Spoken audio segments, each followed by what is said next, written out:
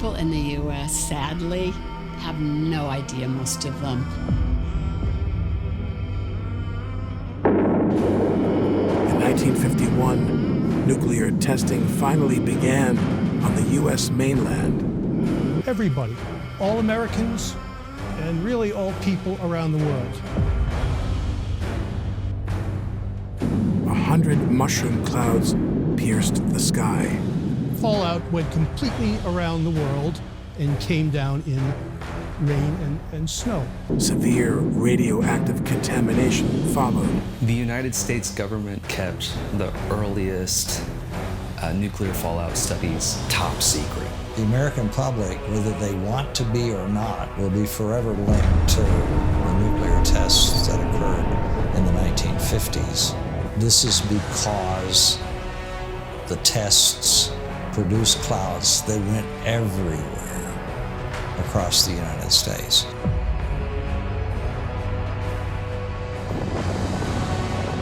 And nobody warned us. We never got a warning. Never got any warning. So the bombs that got us were the bombs of our own governments. It was a nuclear war.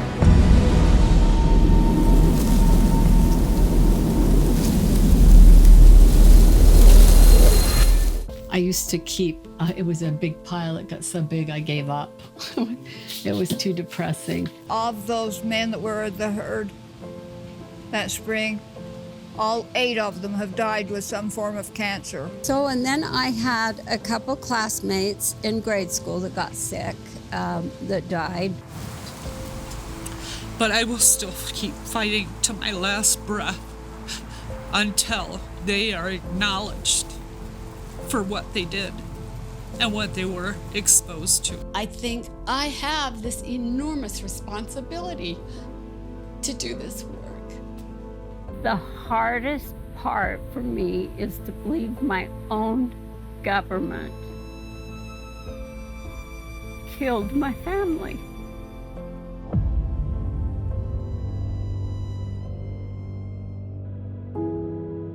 It was the women who stood up.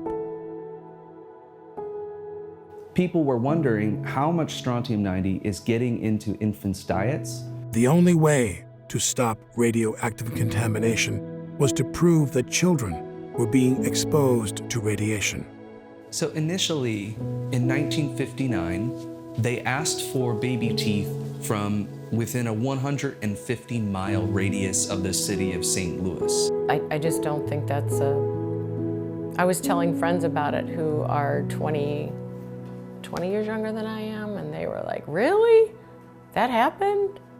I believe it was 1959, and I was 7 years old and went to school, and the teacher said there is this project that's going on, and they're requesting that children that have their baby teeth fall out.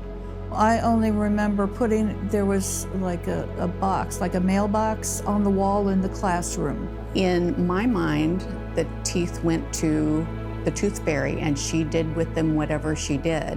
My mom would always send them in. And I can remember vividly the card that she filled out. She was concerned about, we kept hearing strontium-90. Well, my parents would have mailed it. Most mothers did. It was almost always the moms. Yeah, it would have been my mom. It's unique and cute, so anytime I open up that cabinet, I see it, and it makes me smile. So this is the original card and the original button from the project that I was sent in 1959. She has leukemia. Take her home and prepare for her to die. It was baby teeth that proved children's radiation exposure. There had been a 30-fold increase in strontium-90 uptake in children. November 1st, approximately 50,000 American women who described themselves as housewives and mothers went on strike in 60 cities around the country. And that was the article that was sent to President Kennedy's science advisor. And I answered the phone, and there was this pause and said, this is John Kennedy. Can I talk to your mom?